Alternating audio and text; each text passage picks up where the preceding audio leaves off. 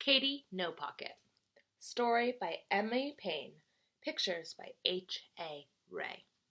And if they look familiar to you, that's because our illustrator, H.A. Ray, also drew the Curious George books, which you may have seen or watched the television show. And I love his drawings. This is one of my favorite stories when I was a kid, and one that we read in my family at least every year. Katy No-Pocket.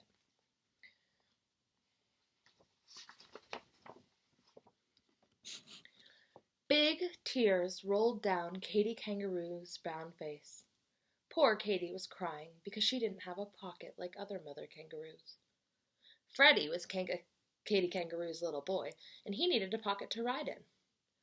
All grown-up kangaroos take awfully big hops, and the little kangaroos like Freddie get left far behind unless their mothers have nice pockets to carry them in. And poor Katy didn't have any pocket at all. Katy Kangaroo cried just thinking about it, and Freddie cried too. Then all of a sudden, Katy had a wonderful idea. It was so wonderful that she jumped up 6 feet in the air. The idea was this. Other animal mothers had children, and they didn't have any pockets, so she'd go and ask one of them how they carried their babies. Freddie looked all around to see whom to ask, and Katy looked all around to see too. And what they both saw were 2 bubbles rising up from the river right beside them. "Mrs. Crocodile," said Katy, feeling lots better already. "She hasn't got any pocket. Let's ask her." A lot of big, muddy bubbles came up through the water. And then Mrs. Crocodile stuck her head up and opened her enormous mouth. Everyone open your mouth up as enormous, as big as you can. And smiled. "Why, Katy Kangaroo, what can I do for you today?" "Please, Mrs. Crocodile, I'm so sad," said Katy. "I have no pocket, and Freddie has to walk wherever we go, and he gets tired. Oh dear, oh dear." And she started to cry again. The crocodile began to cry too, and then she said, But what can I do?" "You can tell me how to carry Freddie," said Katy. "How do you carry little Catherine Crocodile? Oh, do please tell me."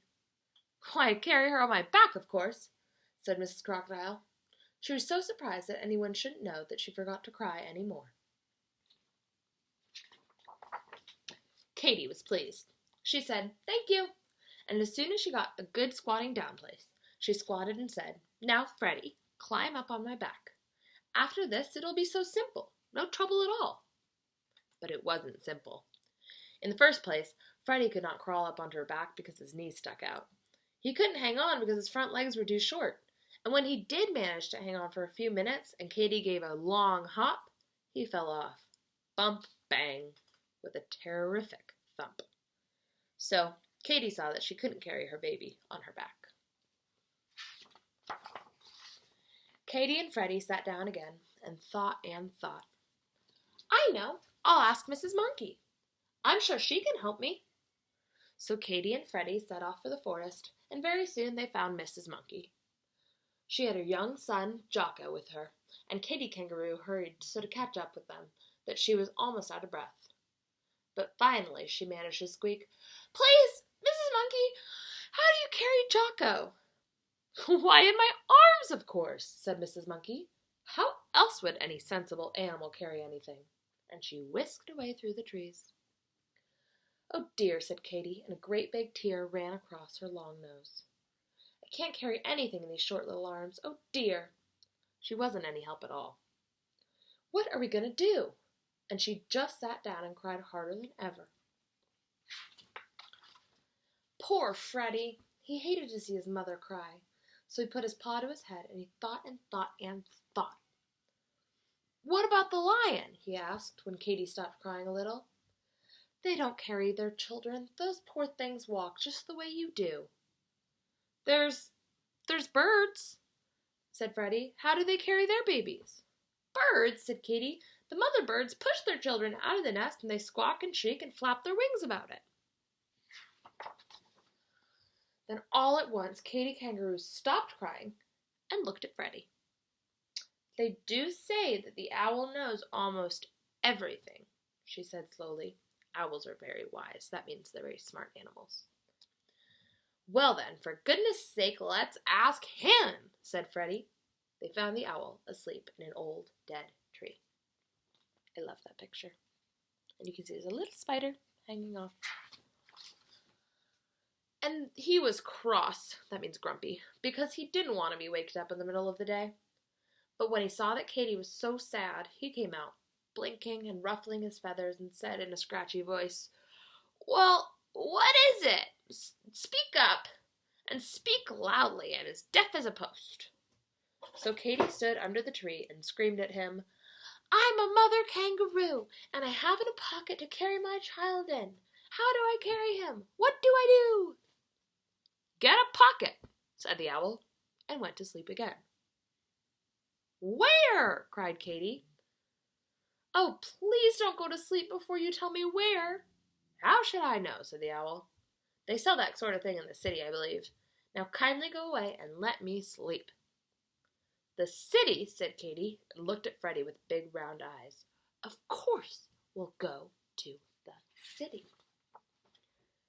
Katy was so excited that she almost left Freddie behind as she went leaping over bushes and hopping along the path, singing in a sort of hummy little way a little song she had just made up. "Hippity-hoppity, flippity-floppity, wasn't it a pity? I didn't know it was to the city I should go." She hopped so fast that Freddie could hardly keep up, but at last they left the woods behind and came to the city, where there were stores and houses and automobiles. Automobiles are cars and trucks and buses, different vehicles. The people all stared and stared at Katy, but she didn't notice it.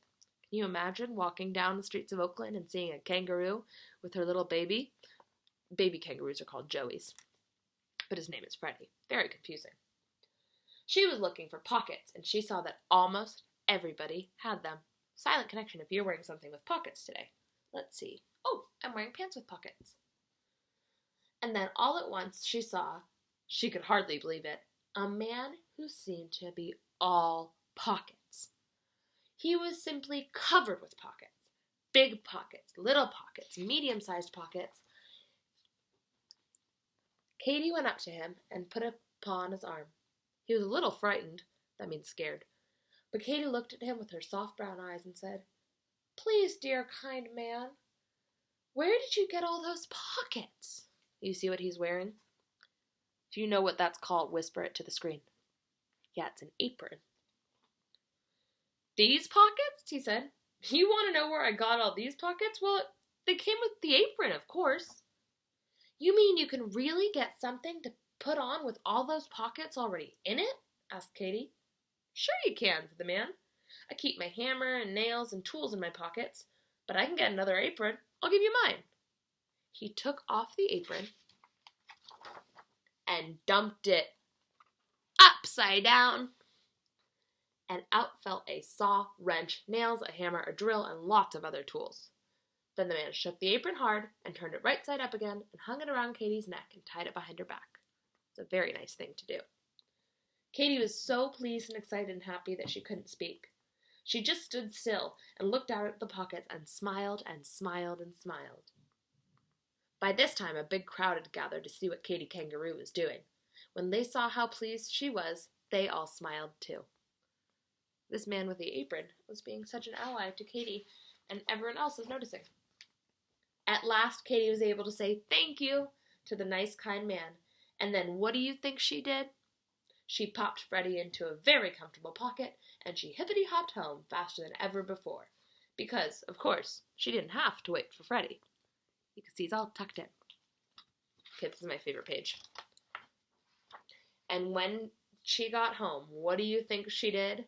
Well, she had so many pockets that she put Freddie in the biggest one of all, and then the next largest she put Little Letter Lion. Thomas Tortoise just fitted in another pocket.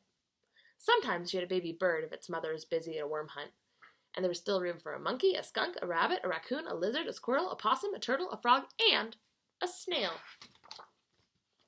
So now, all the animals like Katy's pockets better than any pockets in the whole forest. And Katy Kangaroo is very happy because now She has more pockets than any other mother kangaroo in the whole world. The end. I hope you guys liked this book. If you had an apron with this many pockets, I don't know how many she has. Let's see.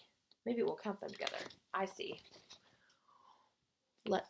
1, 2, 3, 4, 5, 6, 7, 8, 9, 10, 11, 12, 13, 14. If you had an apron with 14 pockets, what would you put inside? Draw a picture and send it to me. I'll start thinking about what I would put, but I know I'd put my cat Cole in the biggest one. Maybe a snack. I'll let you guys know later. I love you. Have a great day.